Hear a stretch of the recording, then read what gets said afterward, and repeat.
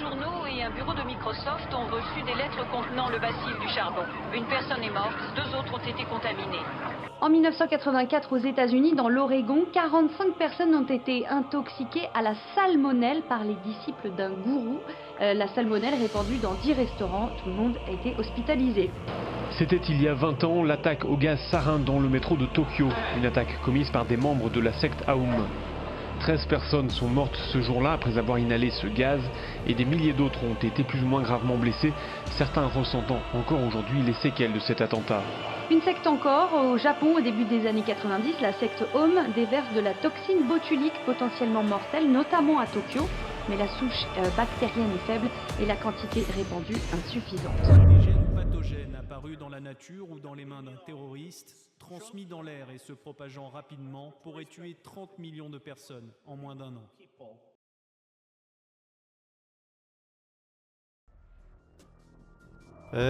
Ça fait un bail que j'ai pas été problématique, non? Pour remédier à ça, je vous propose une petite vidéo sur les armes biologiques, où je vais parler brièvement de leur histoire, comment définir une bonne arme biologique et expliquer l'intérêt de ce type d'arme de destruction massive. Bref, une vidéo qui fera plaisir à grand-père Nurgle.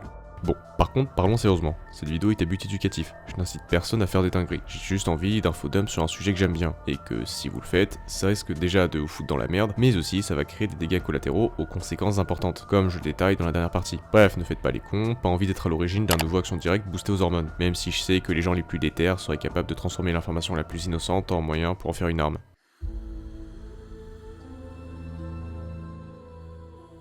Utiliser les maladies comme armes, ça ne date pas d'hier. On peut évoquer les Mongols qui, dans le plus grand des calmes, balançaient des cadavres chez les ennemis qu'elles voulaient astiger afin que les maladies se déclarent. Putain de Mongols de merde! Je peux aussi parler de l'utilisation de la variole par les Yankees pour tuer des natifs américains via des couvertures chargées du virus, ou par les Anglais lors de la guerre d'indépendance qui contaminaient leurs soldats à la variole et leur disaient d'aller la répandre dans les villes ennemies. Je développerai ce point quand je parlerai de l'histoire de la variole. Mais mon anecdote préférée, qui on peut le dire le premier cas d'arme biologique, c'est l'utilisation d'agents pathogènes pour buter...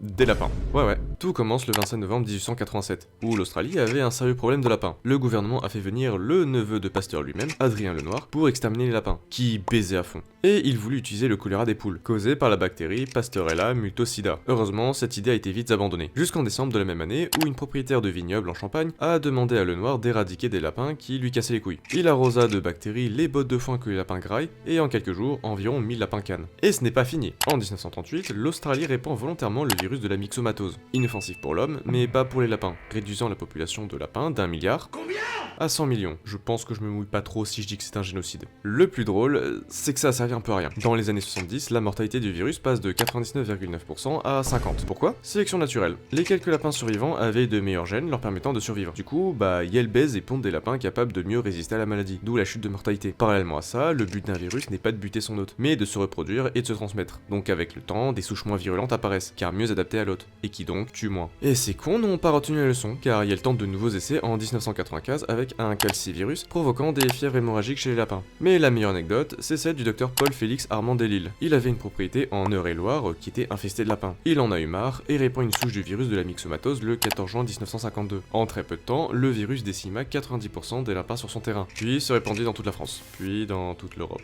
anéantissant quasi tous les lapins d'élevage. Sa connerie a eu des grosses répercussions économiques sur les éleveurs, mais ce fut une aubaine pour les agriculteurs. Et le pire, c'est que le 4 août 1956, le ministère de l'Agriculture lui-même le félicita en lui remettant une médaille où il était inscrit « La sylviculture et l'agriculture reconnaissante », alors qu'il voulait juste tuer les lapins sur son terrain, ce con. Alors, ce que je veux dire va être un peu trash, mais heureusement qu'il n'avait pas un problème de squatter.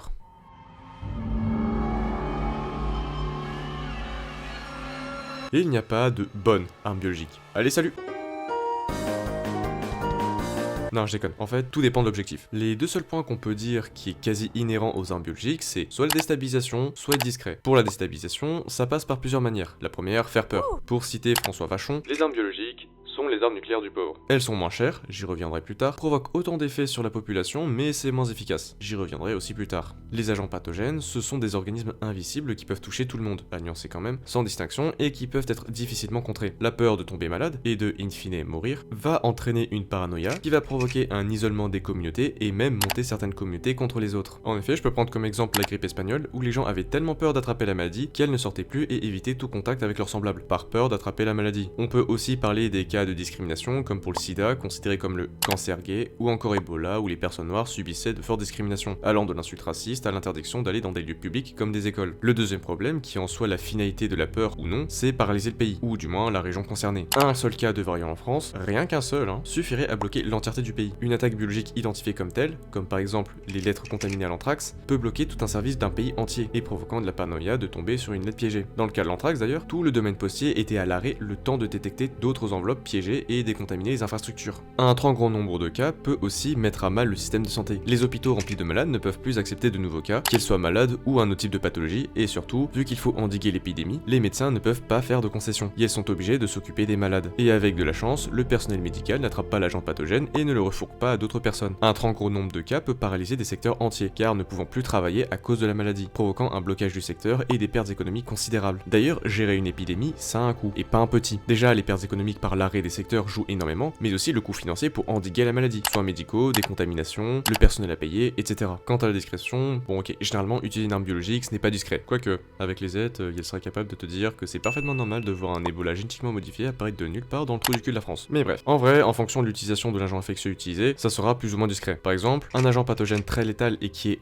récurrent, entre guillemets, ou endémique à l'endroit où se fait l'attaque, ça fera moins chelou qu'un agent pathogène exotique. Et encore, même dans certains cas, ça peut passer crème. Aussi, c'est pour brouiller les pistes. Un agent infectieux qui met un petit moment avant de déclarer la maladie, ça sera plus compliqué de retrouver la source initiale de l'infection, et donc de remonter jusqu'à la personne. Pour moi, il y a 4 points essentiels à prendre en compte pour définir une bonne arme biologique ou une mauvaise. Ouais, il n'y a pas d'arme biologique parfaite, mais il y a des agents pathogènes qui sont à chier dans cette mission. Certains agents sont très efficaces dans un type d'attaque et très mauvais dans d'autres. Par exemple, certains seraient très utiles pour de l'antipersonnel sans provoquer de remous, et d'autres pour paralyser un pays et faire peur. Le premier point, c'est la létalité. Forcément, plus l'agent utilisé est létal, mieux c'est. Une épidémie d'Ebola, c'est bien plus efficace qu'une épidémie de rhume. Cependant, une arme biologique dite peu létale peut être meilleure que certains agents pathogènes extrêmement létaux. Genre la variole peut causer autant de peur qu'Ebola. Et pourtant, le taux de létalité est de 30% contre 50 à 90 pour Ebola. La raison est simple, c'est un virus dit éradiqué, entre guillemets. Comme dit dans une précédente vidéo, le virus existe toujours mais ne circule plus. Autrement dit, le retour d'un virus qui ne circule plus dans la nature serait une catastrophe internationale. Déjà car le nombre de personnes immunisées contre la variole a diminué depuis sa disparition, sauf dans l'armée israélienne, ce qui veut dire que si le virus circule de nouveau, il va faire de gros ravages. Et d'un point de vue social,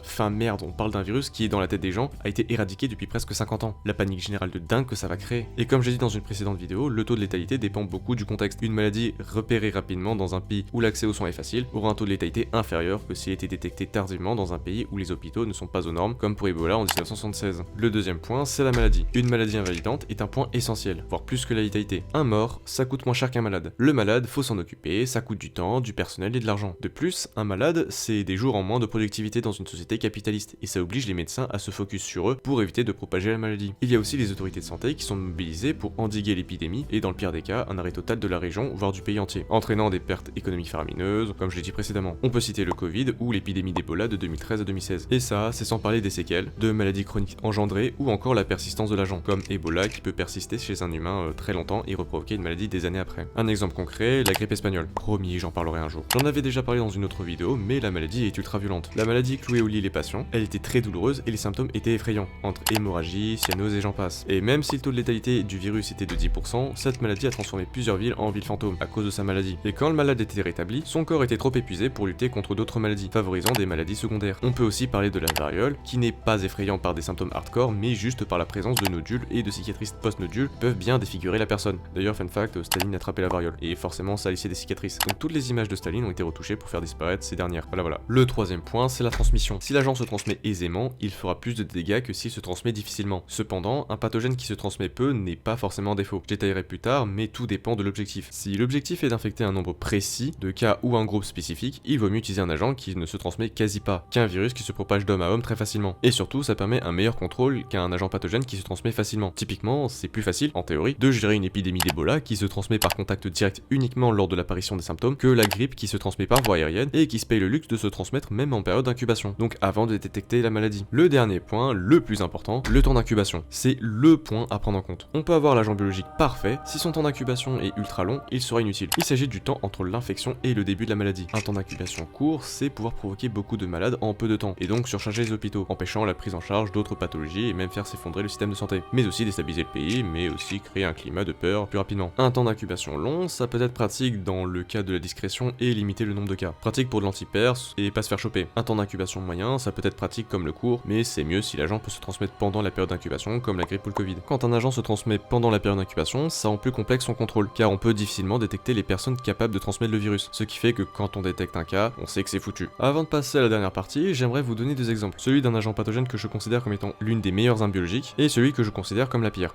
Smallpox est selon moi la meilleure arme biologique, dans une optique de déstabiliser un pays. Comme expliqué plus tôt, vu qu'il s'agit d'un virus qui ne circule plus et considéré comme éradiqué par la population, sa réintroduction dans la nature risque de causer de sacrés dégâts d'un point de vue sanitaire et d'un point de vue social. Sachant qu'à part les scientifiques spécialisés sur le virus ou les gens qui se sont intéressés au sujet, la majorité des personnes ne connaissent rien ou peu au sujet du virus. Il y a le risque donc de paniquer assez rapidement et de mal réagir, favorisant sa propagation. Le virus peut se transmettre de plusieurs manières, par voie aérienne, par contact direct, donc il peut se propager assez rapidement. Vu que les premiers symptômes sont non spécifiques, ça retarde la détection de la maladie, permettant au virus de se propager plus facilement avant d'être diagnostiqué. Même si le virus n'est pas aussi létal qu'Ebola, car pouvant aller jusqu'à 30% de mortalité, ce n'est pas important, car la maladie suffit à elle seule pour foutre un sacré bordel. Par ailleurs, comme expliqué dans une vidéo précédente, on peut modifier génétiquement le virus, le rendant plus hardcore. Pour être précis, si des gens rajoutent le gène de l'interleukine 4 humaine à Smallpox, qui est un gène impliqué dans l'immunité, qui dans ce cas précis va réduire la réponse immunitaire, va permettre au virus de bien se répliquer, se disséminer, etc. Dans l'étude parlant de ce virus génétiquement modifié, toutes les souris non vaccinées sont mortes et 60% des souris vaccinées sont aussi décédées. Autrement dit, ce virus génétiquement modifié est beaucoup plus virulent que le virus de base et rend inutile toute vaccination contre le virus. Autrement dit, ça sera l'arme biologique ultime. D'ailleurs, fun fact, la menace du biotérrorisme est un argument pour le maintien des souches, précisément moins 600 souches, de Smallpox. Ouais. Quant au pire, il s'agit du prion. Alors ceux qui ont vu ma dernière vidéo vont être surpris, mais en fait, il y a une raison logique. Reprenons tous les critères évoqués plus tôt. Létalité, 100% de létalité. Aucun moyen de guérir ou de s'en prévenir. Tu l'as, t'es baisé. Maladie, la dégénérescence, la démence et d'autres maladies neurologiques, ce n'est pas fou. Donc c'est bon. Transmission, là ça commence à pêcher car la transmission interhumaine est quasi impossible, sauf si la cible est un groupe de cannibales. Vu qu'il faut soit l'ingérer, soit se le faire injecter. Mais dans des contextes précis, ça peut être utile. Donc allez, vas-y. Période d'incubation. Pour faire simple, le virus de la rage, c'est en moyenne 2 mois. Ce n'est pas fou, c'est ce qui le rend quasi inutile, malgré son taux de létalité de 100%, mais dans une optique pour ne pas se faire choper, il est vraiment parfait, car peu de gens va suspecter une infection volontaire, et c'est compliqué de remonter à 2 mois minimum pour savoir comment la cible a chopé. Faut juste espérer que la période d'incubation ne prenne pas trop longtemps. Le prion, ça ne se compte pas en mois, mais en années. Dans les meilleures estimations, c'est 5 ans, soit un mandat Macron. For sure. Mais généralement, c'est 10 ans de période d'incubation, et des fois, ça va jusqu'à 15 voire 20 ans. Alors c'est sûr, utiliser un prion pour tuer quelqu'un assure de ne pas se faire prendre, mais la personne infectée a plus de chances de canner dans un accident de voiture que par un prion. Bref, c'est objectivement de la merde, peu importe ce qu'on veut en faire, le prion est inutilisable en tant qu'arme biologique. Et pour finir, si vous voulez, il y a 3 catégories d'agents pathogènes pouvant être utilisés en tant qu'arme biologique. Les catégories A, c'est facile à disséminer, notamment par voie aérienne, haute morbidité et létalité, comme la variole, la toxine botulique, dont j'en ai parlé ici, Marburg et Ebola, disséminés par aérosol. Catégorie B, assez facile à disséminer, avec une mortalité et morbidité modérée. Le virus de l'encéphalite équine vénézuélienne ou encore cela, en utilisation par aérosol. Catégorie C, agent du futur, amplifiable avec une morbidité et mortalité variable, comme Nipah, les coronavirus MERS-CoV et SARS-CoV, fièvre hémorragique transmissible par tic, etc.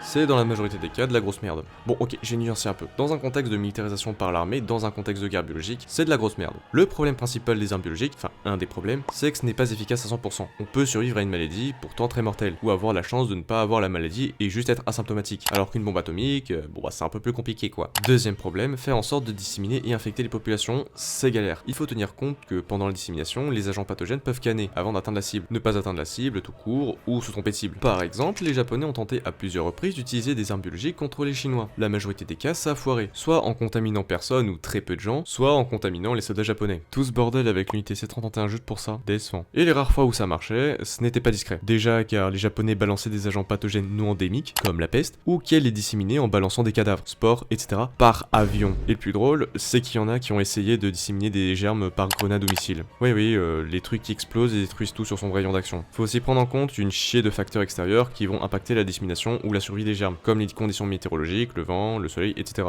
Autre problème, l'impact écologique de faire une grosse dissémination. Cela rend certaines terres inutilisables après l'attaque, limitant l'utilisation qu'on peut en faire. Par exemple, le Zimbabwe, anciennement Rhodésie, le gouvernement menant une politique d'apartheid menée par Ian Douglas Smith, du Rhodesian Front, voulait réprimer les mouvements nationalistes comme le ZANU, ZAPU, ZANLA ou ZIPRA, qui trouvaient pas ça très normal que les Khwers aient plus de droits que les Noirs.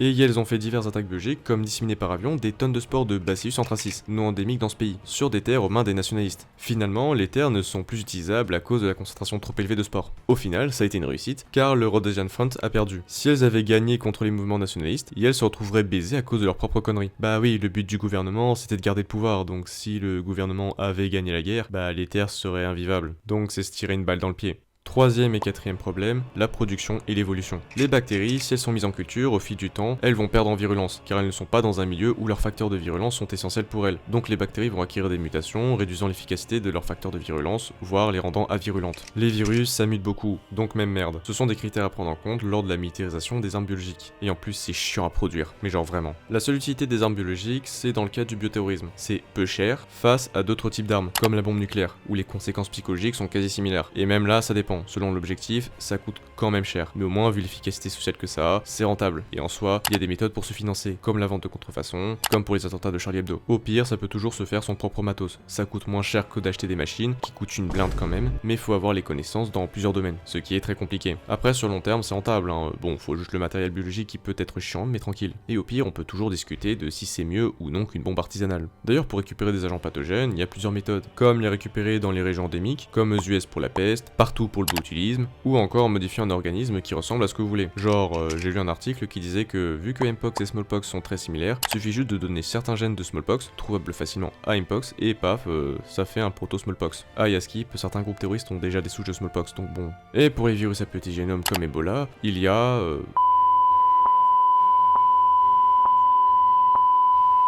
Ouais non, j'ai des limites quand même. Blague à part, la peur d'attaque biologique est un sujet ultra sérieux et qui pose de vraies questions éthiques dans le domaine de la science. Aujourd'hui, ça se concentre plus sur la biosécurité face à une attaque biologique, enfin ce qui est rendu public, car je suis prêt à parier une couille que des thunes sont jetées à la poubelle pour faire des armes biologiques pour l'armée. Mais sinon, quand il y a un sujet un peu sensible concernant des agents pathogènes, ça fait très grand bruit. Je peux citer l'exemple de Ron Fouché et du japonais, et non chinois, Kawaka, ayant fait des études sur le gain de fonction du virus H5N1, mais aussi l'expérience du poxvirus murin génétiquement modifié par une équipe australienne qui a fait paniquer la CIA. Et c'est sans parler des méthodes pour créer des agents infectieux que je ne vais pas détailler ici, pour ma survie. Comme dit plus tôt, dans le cadre d'une utilisation à des fins militaires, c'est vraiment de la merde, à cause des multiples contraintes que ça a. Même si c'est sûr que certains pays, bon, je veux dire, mais je suspecte Israël et les States, ont encore ou ont développé des programmes d'armes biologiques. La seule vraie menace, c'est dans le cas du bioterrorisme, mais il y a quand même des contraintes. Même si c'est toujours possible de bien optimiser le bail pour produire des agents infectieux à moindre coût, le gros problème, c'est qu'il faut quand même avoir les connaissances pour pondre l'idée, choisir le bon agent, se le procurer et le produire en quantité suffisante et planifier l'attaque en espérant que ça n'échoue pas, ni se faire prendre. Oui, il y a déjà eu des attentats bioterroristes ou des tentatives, comme les lettres piégées à l'anthrax, donc la raison et les coupables sont très débattus,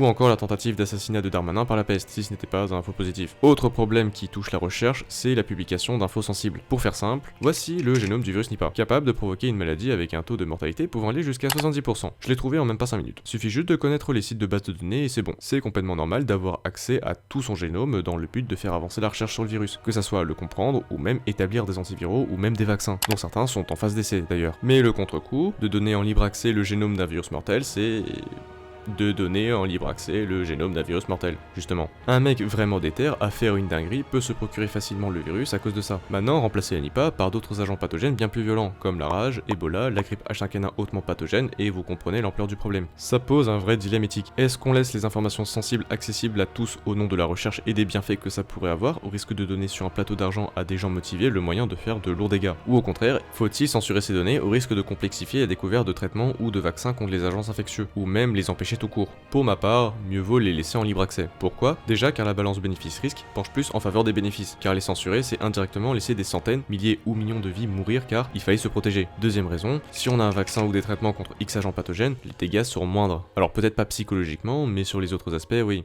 Et dernier point, c'est que ça ne sert à rien. Un mec vraiment déterminé à faire du bioterrorisme trouvera toujours un moyen d'arriver à ses fins. Ça va juste lui mettre des bâtons dans les roues. Même d'une certaine manière, c'est avantageux, car pas de traitement ou de vaccin contre son arme biologique, ça sera compliqué à arrêter. Et donc les dégâts seront violents. Donc oui, c'est une menace à prendre en compte, mais faut pas déconner. C'est beaucoup plus probable qu'il y ait un attentat à la bombe qu'un attentat à Ebola, commandité par la DEFGuard. Bon, voilà, c'est la fin de la vidéo. Je voulais enfin faire une vidéo sur les armes biologiques, car c'est vraiment un sujet que je trouve très intéressant. Je referai des vidéos sur ce domaine, mais en focalisant plus sur l'histoire des programmes d'armes biologiques ou qui concernent l'utilisation d'agents infectieux comme armes. Je le redis ici, mais cette vidéo n'est aucunement là pour inciter les gens à commettre des actes terroristes. D'ailleurs, je compte aussi en faire une sur des armes chimiques. Bref, n'hésitez pas à laisser un petit commentaire, un petit like, à partager la vidéo et à vous abonner, et je vous dis à une prochaine.